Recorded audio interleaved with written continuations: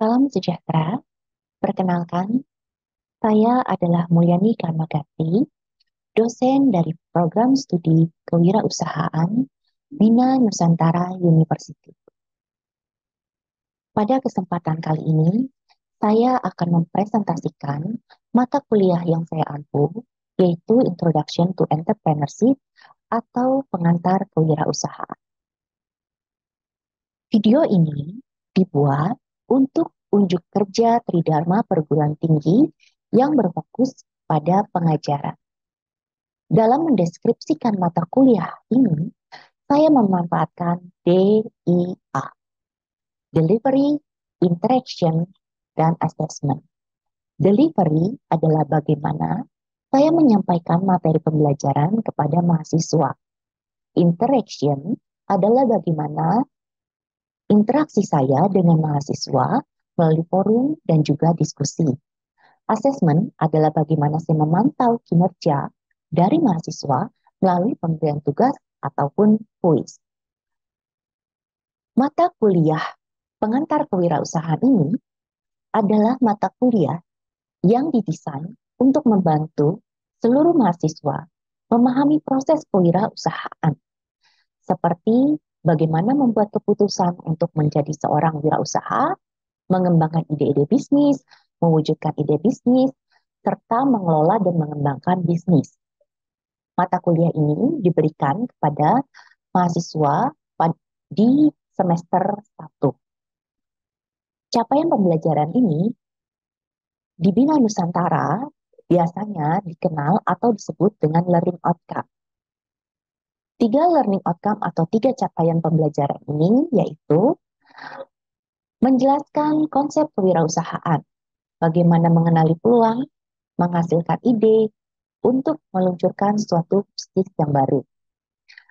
Learning outcome yang kedua atau capaian pembelajaran yang kedua adalah merancang konsep model bisnis, analisis industri, rencana bisnis, juga landasan etika dan hukum yang tepat. Capaian pembelajaran yang ketiga atau learning outcome yang ketiga adalah menganalisa kekuatan finansial dari usaha yang baru, lalu bagaimana menganalisa tim yang baru, pendanaan, isu-isu marketing, dan juga pentingnya intellectual property, serta mempelajari franchising.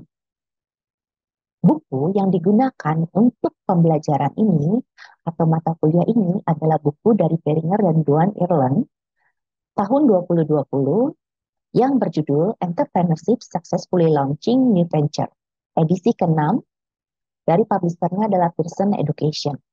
Selain buku ajar yang menjadi materi utama, juga terdapat buku pendamping untuk membantu mahasiswa lebih memahami apa yang dipelajari.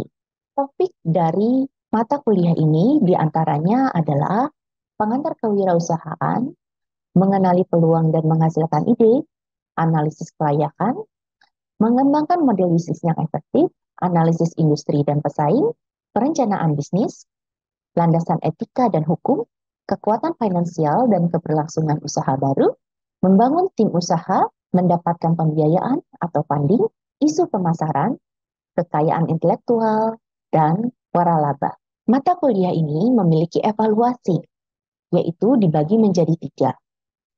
Ada assignment yang berbobot 40%, lalu juga ada ujian tengah semester dengan bobot 30%, dan ujian akhir semester dengan bobot 30%. Interaction pada kelas saya dilakukan dengan memanfaatkan teknologi digital, diantaranya seperti Padlet, Kahoot, dan juga forum pada Binus Maya. Binus Maya adalah LMS atau Learning Management System yang digunakan oleh Bina Nusantara University untuk pembelajaran yang dapat digunakan atau diakses oleh dosen dan juga mahasiswa. Pada Binus Maya ini dapat diakses jadwal perkuliahan, tugas-tugas materi perkuliahan, dan juga penilaian serta absensi mahasiswa. Seluruh kegiatan perkuliahan terintegrasi melalui Learning Management System Binus Maya ini. Interaction juga bisa dilakukan pada forum Binus Maya. Forum ini bisa digunakan untuk berdiskusi antara dosen dan mahasiswa atau juga sebaliknya. Dan juga bisa digunakan untuk berdiskusi antar mahasiswa. Untuk penilaian sendiri juga dilakukan melalui Learning Management System Binus Maya.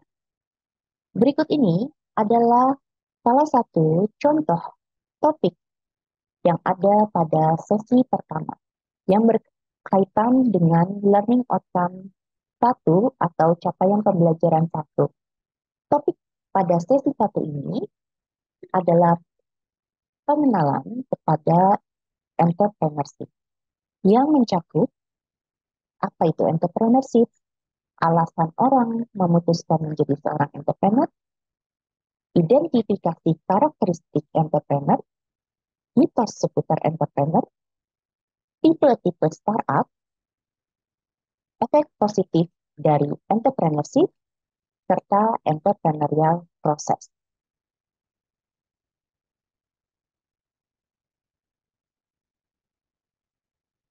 Berikut adalah contoh pembelajaran yang saya buat. Oke, baik. Selamat pagi teman-teman semuanya. Hari ini kita ketemu lagi di mata kuliah Introduction to Entrepreneurship bersama saya Mulyani Karmagatri.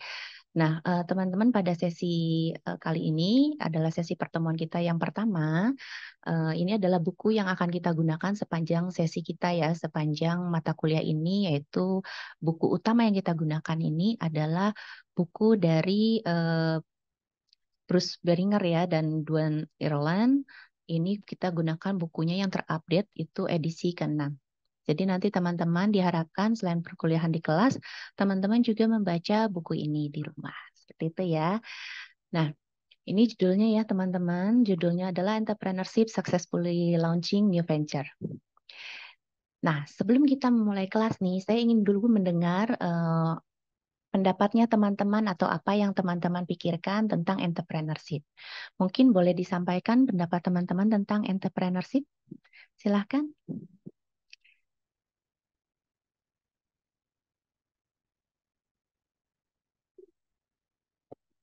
Boleh dari Teta?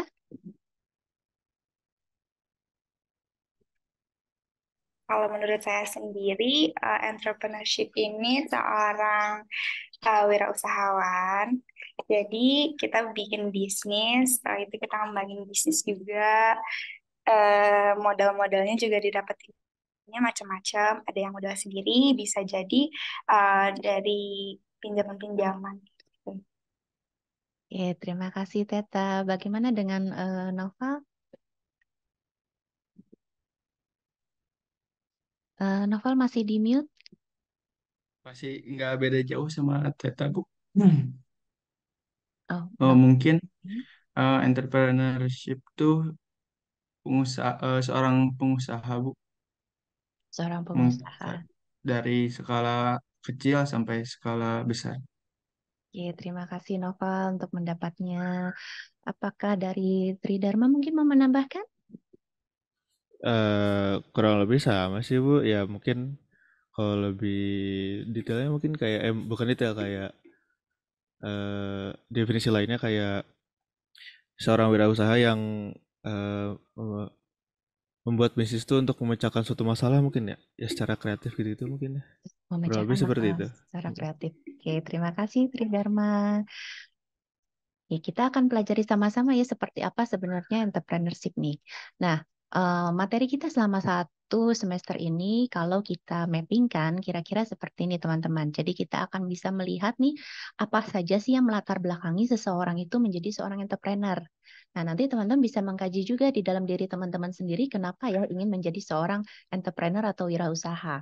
Lalu nanti kita akan melihat nih bagaimana kita bisa mendevelop atau mengembangkan ide-ide bisnis yang bisa mengarah ke keberhasilan. Dari ide bisnisnya, kalau kita sudah punya ide bisnis, kita akan beralih ke bagaimana membuat ide ini menjadi suatu bisnis yang real gitu. Lalu setelah bisnisnya jadi tentu harus di-manage ya, bagaimana supaya bisnisnya itu bisa semakin berkembang dan terus sustain. Tuh, jadi kira-kira ini yang akan kita pelajari selama 1 semester. Nah, learning objective yang pertama nih, kita mau lihat dulu tadi ya, seperti kita sudah diskusi, entrepreneurship itu apa, kita mau lihat entrepreneurship itu sebenarnya apa gitu. Nah, bagaimana sih dia karakternya seorang entrepreneur.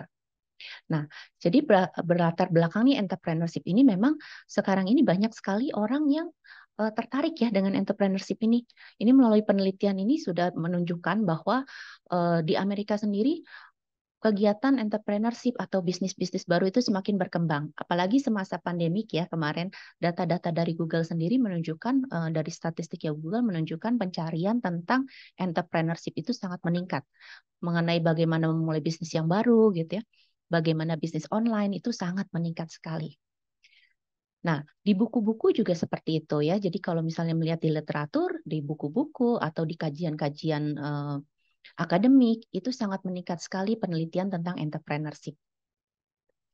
Nah, jadi entrepreneurship itu apa sih? Entrepreneurship tentu tadi ya, kalau kita menggambarkan entrepreneurship seperti yang teman-teman sudah sebutkan juga bahwa melibatkan tadi solving problem ya, ingin menciptakan atau meng-create value yang baru untuk customer gitu.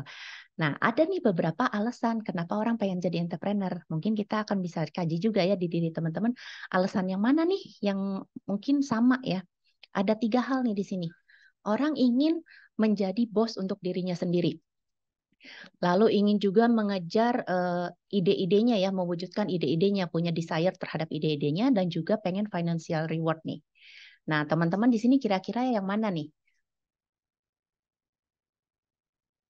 Dari Dimas mungkin, dari Tridharma? Ingin yang mana nih kalau di dalam diri Tridharma nih? Yang kedua mungkin. Yang kedua ya, mewujudkan Iya. ide ya. Kalau dari Noval, Sama Bu, mewujudkan ide. mewujudkan ide. Kalau Teta barangkali? Kalau Tata financial rewards. Financial rewards. Oke, jadi memang macam-macam ya, setiap orang bisa punya keinginan macam-macam atau bahkan sebenarnya combine di dalamnya nih. Desire untuk menjadi bos untuk dirinya sendiri. Biasanya kalau orang bekerja itu kan dia diatur ya waktunya. Ada yang 8 jam gitu, 9 jam dan tidak bisa punya kebebasan biasanya seperti itu. Itu yang menyebabkan orang pengen jadi entrepreneur. Nggak mau lagi terikat dengan aturan-aturan kantor gitu ya, jam kerja kantor gitu, sehingga mereka pengen nih bikin bisnis sendiri gitu. Itu yang melatar belakangi. Ada juga yang tadi nih pengen mewujudkan ide-idenya. Kalau misalnya di tempat kerja, orang bekerja itu biasanya terikat ya dengan aturan-aturan tadi atau ada struktur-struktur. Ketika kita punya ide, belum tentu ide kita itu bisa langsung dieksekusi. Karena ada berbagai aturan di dalam perusahaan yang kadang tidak memungkinkan ide itu untuk bisa direalisasikan. Nah, kemudian ada juga yang financial reward. Nah, financial reward ini kalau kita bekerja biasanya penghasilan itu memang udah fix ya tiap bulan. Tetapi penghasilan yang fix tiap bulan itu jumlahnya juga fix biasanya.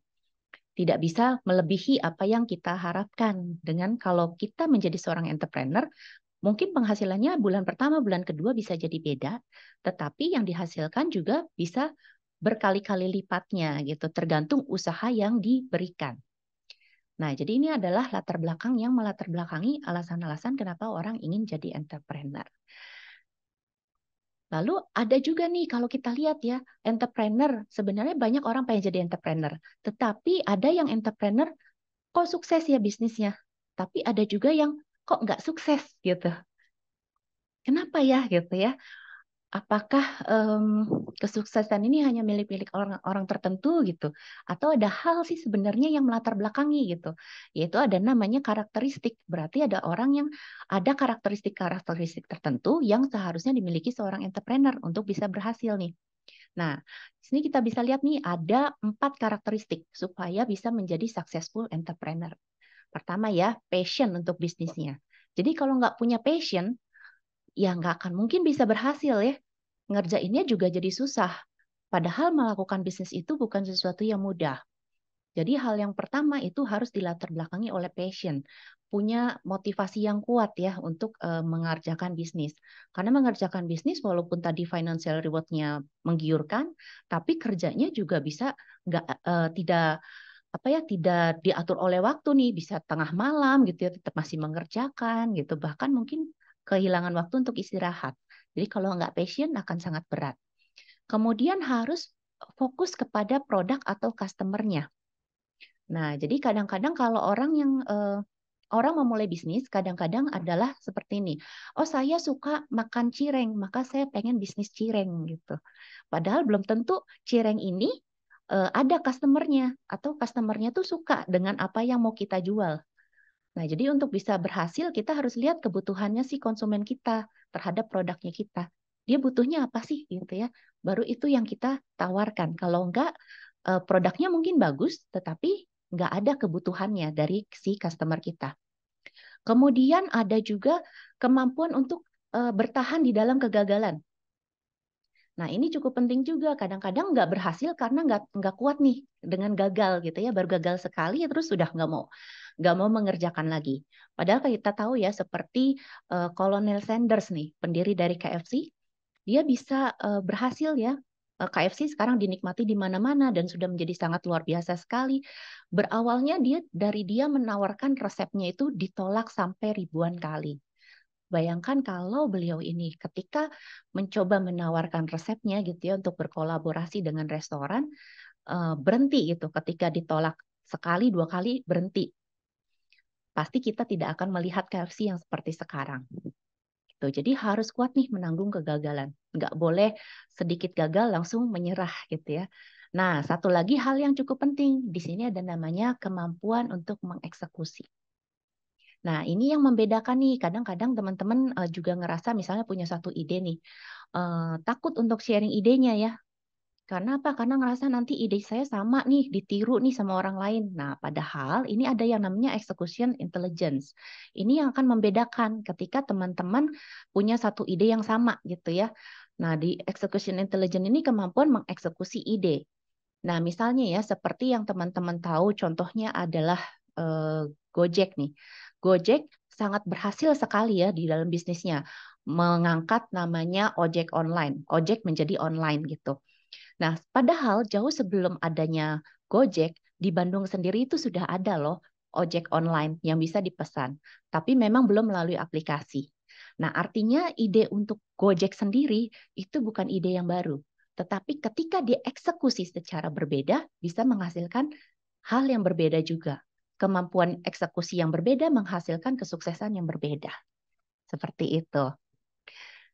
Nah, selain itu teman-teman, selain karakteristik itu, kadang-kadang kita juga suka dipengaruhi oleh mitos-mitos ya seputar entrepreneurship.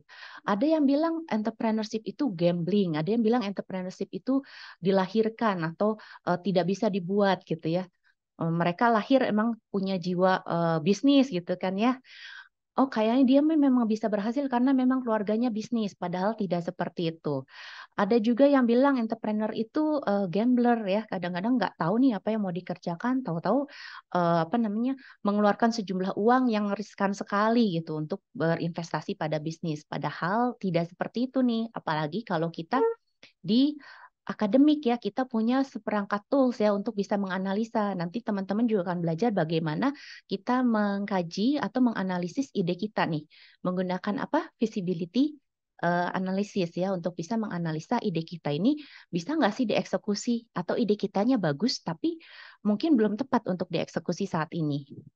Seperti itu ya. Ada juga nih yang mitos yang mengatakan entrepreneurship itu ya cuman melulu uang gitu. Nah, padahal tadi enggak ya, teman-teman sendiri membuktikan bahwa entrepreneurship itu enggak melulu uang nih. Ada yang memang pengen merealisasikan idenya gitu ya. Ada yang memang pengen punya flexible time. Ada yang memang termotivasi ingin merubah dunia bahkan ya, ada yang seperti itu. Pengen menciptakan sesuatu yang memang belum pernah ada sebelumnya. Nah, ada juga yang bilang nih entrepreneurship itu harus muda dan energik. Nah, walaupun teman-teman di sini muda dan energik, tapi kalau lihat sekarang ini ya, banyak juga entrepreneur yang starting dari usia-usia yang mungkin sudah 35 tahun, 45 tahun gitu. Dan mereka juga banyak mendulang keberhasilan. Jadi sebenarnya bukan muda dan energiknya ya, tapi mungkin tetap still young gitu ya. Oke, nah teman-teman sampai sini apakah ada yang mau ditanyakan barangkali? Oke, mungkin nanti kita akan melanjutkan diskusi kita pada Padlet ya teman-teman ya. Jadi teman-teman silakan nanti untuk masuk ke link Padlet. Linknya sudah saya taruh di chat ya. Jadi teman-teman bisa masuk ke dalam link Padlet tersebut. Kemudian silakan teman-teman bisa memberikan feedback nih terkait mata kuliah kita pada sesi 1 ini ya. Apa yang kira-kira menurut teman-teman itu sudah cukup baik gitu ya. Apa yang teman-teman ingin ketahui lebih lagi tentang entrepreneurship, apa yang mungkin teman-teman masih ingin tanyakan gitu, yang mungkin saat ini belum terpikirkan ya, tapi boleh nanti kita teman-teman lanjutkan di dalam diskusi ini. Kita bisa diskusi di Padlet ini ya, silakan nanti masuk ke link Padlet ini. Baik, semuanya sudah masuk ya ke link Padlet.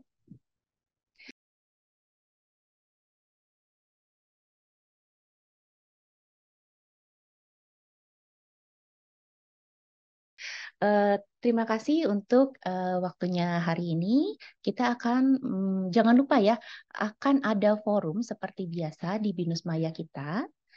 Nah, forum itu silakan teman-teman menjawab forum yang sudah saya tuliskan dan kita akan berdiskusi, melanjutkan diskusi kelas kita di forum juga. Ada juga tugas-tugas assignment juga ya, jangan lupa tugas-tugasnya harus dikerjakan juga. Oke, tugas-tugas ini tentunya tujuannya adalah untuk saya bisa menilai nih, teman-teman sudah sejauh mana memahami materi kita hari ini. Baik, terima kasih teman-teman. Terima kasih, Mbak. Terima kasih sudah bersedia menyimak video unjuk kerja Tridharma Perguruan Tinggi yang berfokus pada pengajaran yang telah saya buat. Salam sejahtera.